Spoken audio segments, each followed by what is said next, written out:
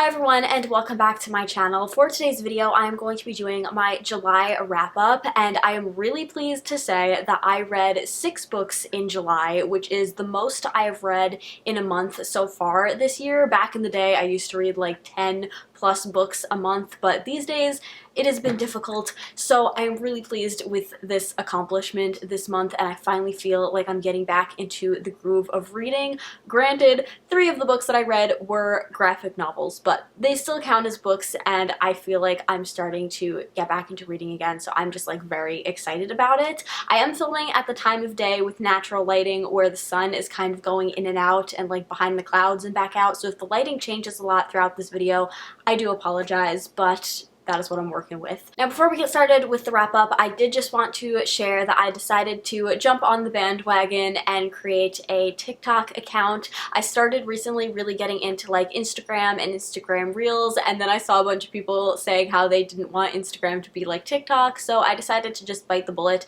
and create a TikTok account. I only have a couple of videos up there right now, and I'm still kind of getting used to the formatting of it, but unfortunately the Tiny Book Dragon username was already taken on there, so my username is currently tiny_Hannah. So if you want to go over and follow me, I'd really appreciate it. I only have a couple of videos up right now, but there will be more coming, and it's not just going to be book related, it's going to be like everything that I am into, which is like books, Disney, collecting things, my alternative fashion, and like the spooky lifestyle that I live. So if any of that interests you, I would really appreciate if you went over and followed me on TikTok.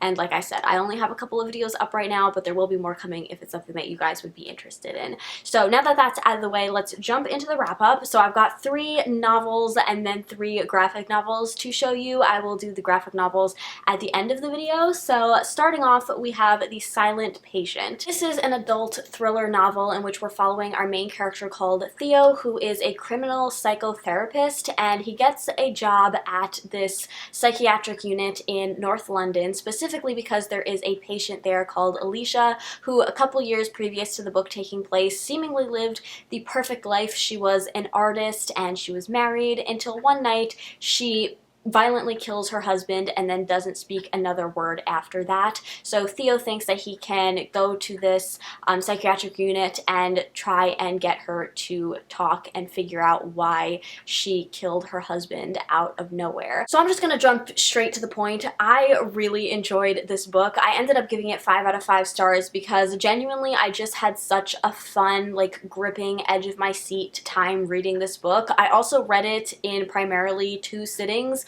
which doesn't happen very often at all, and it definitely helped that this book has some very short chapters, which I love, so that really helped to motivate me to get through the book very quickly. But I just really enjoyed my time reading this book. I don't want to say like too much about the plot or anything like that because I obviously don't want to give anything away, but I read some reviews on Goodreads of people saying that the ending was predictable, but personally I did not see that ending coming at all, and it totally took me by surprise, and I feel like the twist in books usually is what kind of makes or breaks a thriller, and for this one it definitely made it for me. It does have a little bit of an open ending at like the very end, which I do find a little bit bothersome, but I also think I read somewhere that the author said that he might not be completely done with these characters yet, so I'm definitely holding on to hope that this book may eventually get like a sequel and more of a conclusion to what happens to some of the characters at the very end. But overall, I just had such a fun time reading this book. Whether it's like the best written book ever, I don't know. Personally, I thought that it was very well written and everything came together at the end with the twist and everything really nicely. There's one element of the story that I feel like I would have to go back and reread the book in its entirety to see if I pick up on this, but there might be one slight like plot hole or thing that doesn't entirely add up by the end of the story, but like I said, I'd have to go back and read the book now knowing how it ends to see if that's the case or not.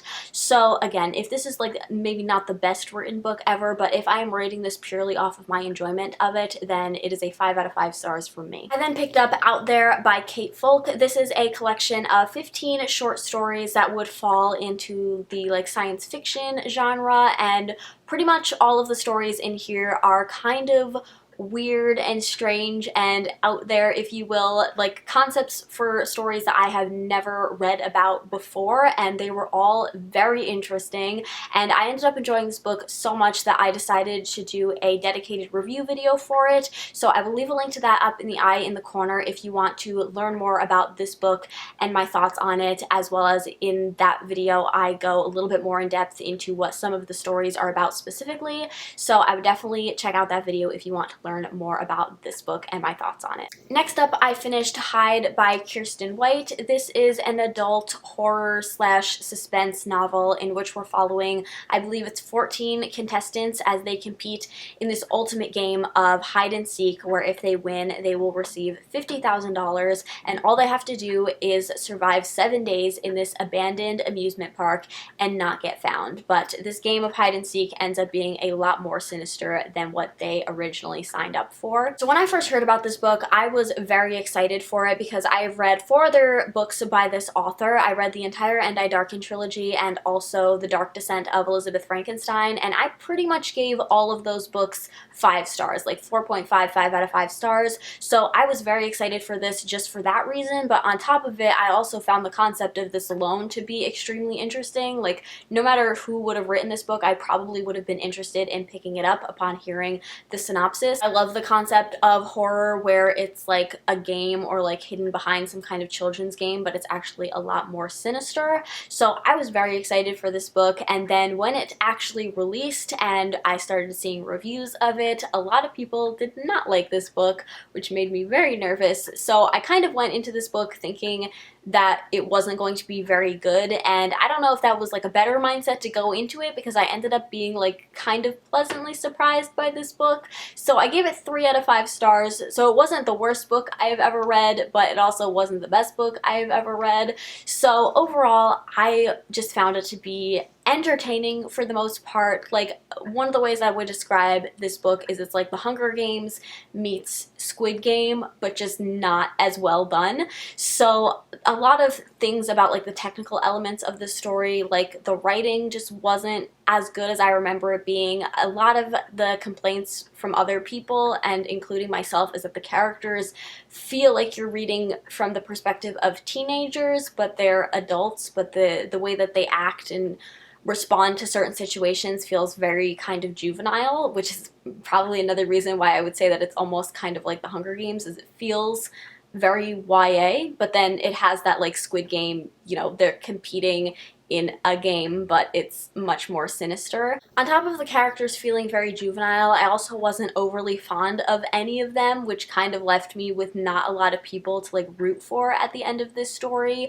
But on the flip side, one of the things that I did like about this book was that you actually get perspectives from many different characters, including some of the more like antagonist characters, which is something that I really enjoy in any story. Like, I guess I just really enjoy villains, and not that the like villain in this book is particularly interesting, but I just enjoy reading from that perspective in general. So I really liked that we got to see the perspective of a lot of different characters in here, and I found that I also prefer like multiple perspectives when it's told in the third person, which is how it is in this book, rather than in the first person, in which case I'd rather just have one perspective. But that is something that I did enjoy about the book, and I wasn't really expecting going into it. Like, when you read the synopsis, it kind of makes you think that we're just going to be following one main character, and for the most part there is like one character that we do overly focus on, and we get the majority of like her backstory more than everybody else's, but we do get to see like the thought process behind a lot of the different characters, and I did really enjoy that element of the story.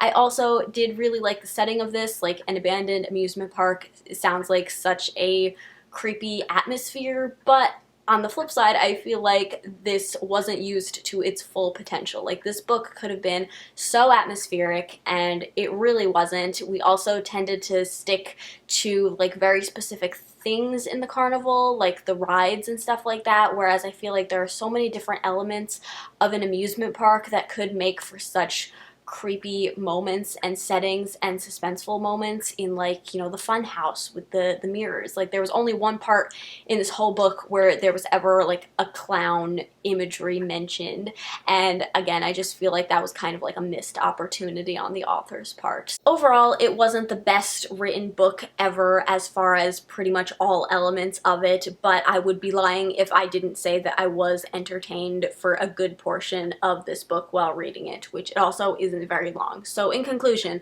would I recommend it? I honestly don't know. Read at your own discretion. So now jumping into the 3 graphic novels that I read in July, starting off with Star Wars Age of Rebellion Heroes. So this, I kind of got a little bit confused when I picked it up because I thought this was just going to be like one whole story, when in actual fact this is made up of like 5 or 6 comics. Each one follows a different Star Wars character, and each story doesn't have anything to do with the other ones, which I didn't realize when I picked this up. So for example, the first comic in here we follow Princess Leia, and it takes place after the Empire Strikes Back because she talks about wanting to go and rescue Han, who is frozen in carbonite. And then the second comic in here we follow Han Solo, and he's obviously not frozen in carbonite, and I believe it takes place before the Empire Strikes Back. So I was a little bit confused when I first started reading this book because I thought it was one whole story, and it isn't. So just be aware of that before you pick this up. But I'm sure probably a lot of you are smarter about researching your comics than I am, who just like picks them up on a whim. So I ended up giving this 3 out of 5 stars. I did still enjoy it, but I think I probably would have enjoyed it better if it was like one whole story, because it constantly felt a bit like I was just reading the beginning of a graphic novel, and it was like we were stopping before we got to like the really juicy parts.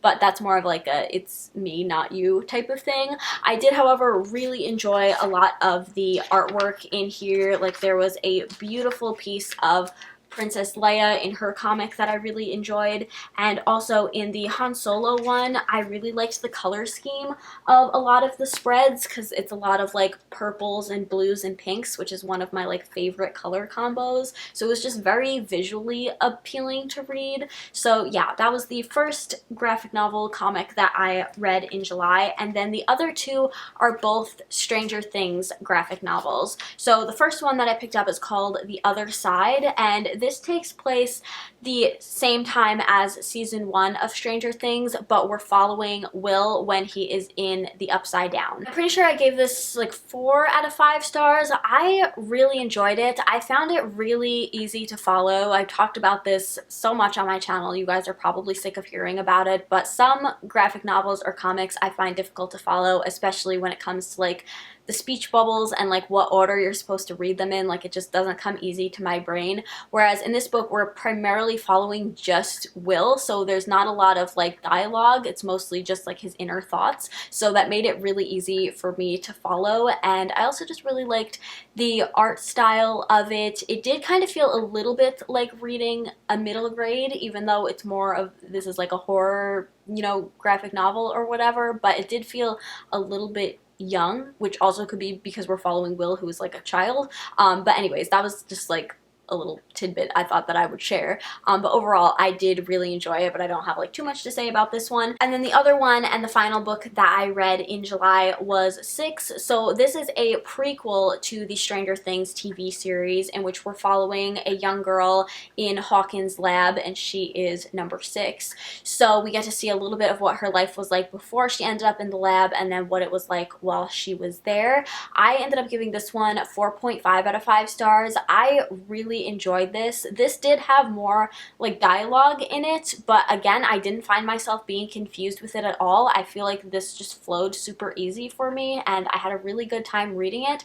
The only reason I didn't give it a full 5 stars was because there was a little part at the end that I got kind of confused about what exactly was happening, but overall I just really enjoyed this one, and I definitely got a little bit more insight into the Stranger Things universe. So overall, both of these were a really fun time, and if you are also into the Stranger Things TV series and you're sad that you have to wait for season 5 and you want to just get your Stranger Things fix in between that time, I would definitely recommend picking up these graphic novels, because I already have some more of them on hold at my library because I just want to consume Stranger Things in any form that I can get it in. So those are the 6 books that I finished in July. Not only do I feel like this was a good month quantity-wise, but I feel like overall I really enjoyed a lot of the books that I read as well, so this was a super successful reading month for me. If you read any of these books, let me know in the comments. I'd love to discuss them with you. I hope you all enjoyed watching this video. If you did, please give it a thumbs up, subscribe if you haven't already, and I will see you in my next one. Bye!